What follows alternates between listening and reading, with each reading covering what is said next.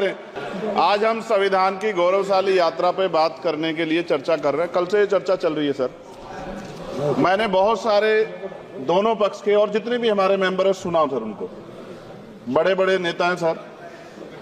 इसके भाग 1 में लिखा हुआ है India that is Bharat, Hindustan नहीं लिखा हुआ है सर। लेकिन सारे नेता संविधान पर चर्चा कर रहे हैं लेकिन हिंदुस्तान ही कहेंगे, भारत कहने की हिम्मत नहीं जुटा पा रहे हैं। ये बड़ा सवाल है सर कि क्या संविधान के हिसाब से बात रखी जा रही है। मैं धन्यवाद दूंगा फूले साहू बाबा साहब अम्बेडकर को और मेरे नेता मान्यवर साहब श्री काशीराम को। 25 नवंबर 1949 को संविधान को सौंपते हुए डॉक्टर बाबा साहब अम्बेडकर ने कहा था कि 26 जनवरी 1950 को हम विरोधाभास भरे जीवन में प्रवेश करने जा रहे हैं। राजनीतिक जीवन में तो हमारे पास समानता होगी, लेकिन सामाजिक और आर्थिक जीवन में असमानता होगी। क्या ये चुनौती आज 73 साल बाद दूर हुई है? भारत ने 26 जनवरी 1950 को संविधान लागू होने के साथ खुद को एक संप्रभु लोकतांत्रिक और गणतांत्रिक राज्य होने का ऐलान किया। लेकिन सर उस समय संविधान की स्थिति ये थी कि जैसे गांव का कोई आदमी, मैं 50 की बात कर रहा हूं, वो 50 साल पहले शहर में आ जाता और बड़े लोगों की महफिल में चला जाता, उस जहां वो खाना खा रहे हो, और वो टेबल पे नैपकिन को खा के जो है ये कहता कि ये तो फीका, क्योंकि वो जानता ही नहीं था, वो समझता नहीं था संविधान को, संविधान है क्या। संविधान उसके लिए महज दस्तावेज था।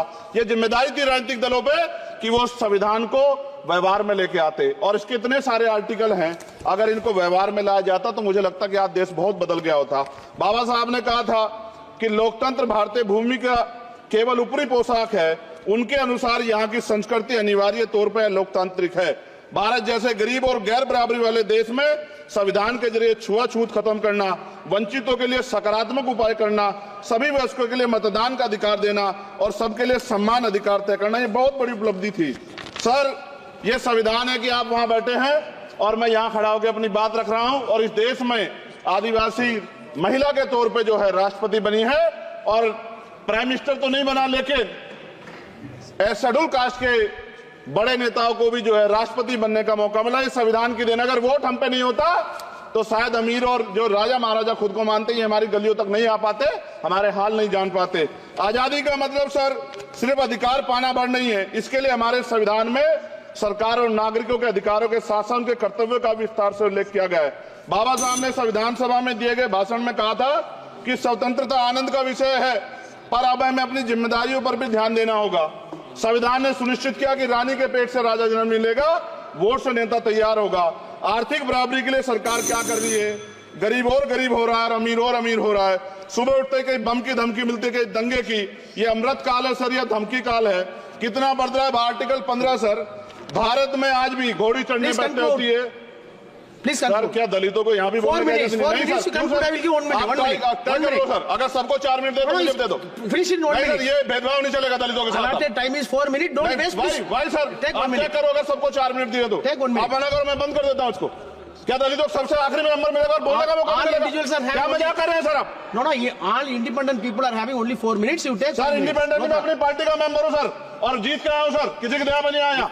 Take 1 minute and finish. Sir कल भी बोले तो एक दलीय पार्टी के लोग, आप मौका दो सर। मूछे रखने पर हत्या होती है, महिलाओं पे, छोटे मासूम बच्चों पर रेप हिंसा होती है। एनसीआरबी का डाटा देकर डर लगेगा। यही 1 किलोमीटर में संविधान को जलाया गया, और महाराष्ट्र के परभनी में अभी भी संविधान को नष्ट किया गया, उसकी कॉपी को।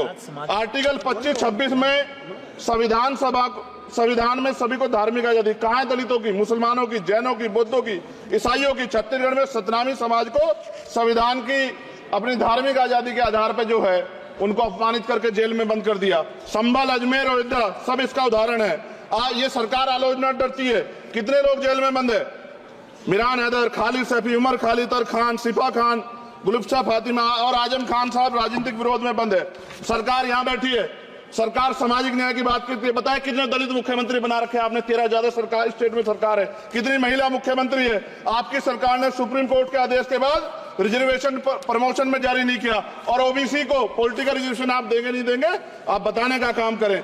मैं 75 साल की गौरव यात्रा में हम एक सभ्य समाज नहीं बना पाए, इसलिए जाति आधार पर SC ST OBC के बच्चों को प्राइमरी स्कूल से लेकर उच्च संस्थानों में भेदभाव किया जाता है। सरकार निरंकुश हो गई, कोई बुलडोजर से कार्रवाई करता है। कल मंत्री जी ने कहा हमने राष्ट्रीय पिछड़ा वर्ग आयोग बनाया, 69 शिक्षक भर्ती में उसकी सिफारिशों को नहीं माना। EWS के जरिए आपने संविधान पे आरक्षण के प्रावधान पे हमला किया। 1 मिनट में खत्म कर रहा हूं सर।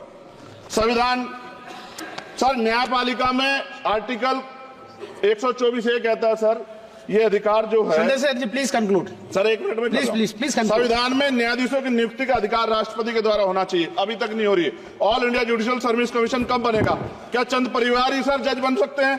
और आज हम सर, मैं सरकार से सवाल पूछना चाहता हूं सर, सेवाओं में SC ST OBC वर्ग का कितना प्रतिनिधित्व है?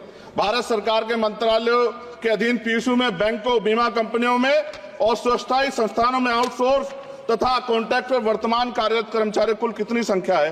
आउटसोर्स और कॉन्ट्रैक्ट में कार्यबल SC ST OBC कितना प्रतिशत है? निजी क्षेत्रों में कार्यरत कर्मचारी उनके SC ST OBC की वर्ग लाभ। सर खत्म कर, लास्ट पॉइंट सर। सर मैं फिर स्पष्ट तौर पर कह रहा हूं सर, यहां बैठे SC और OBC के मेंबर से कह रहा हूं सर,